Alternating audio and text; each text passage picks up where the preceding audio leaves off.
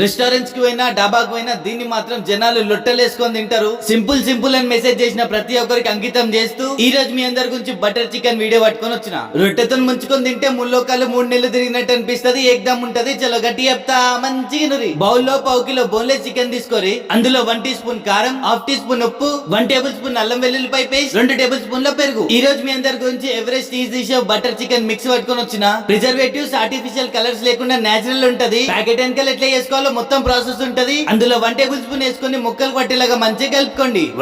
Chicken curry.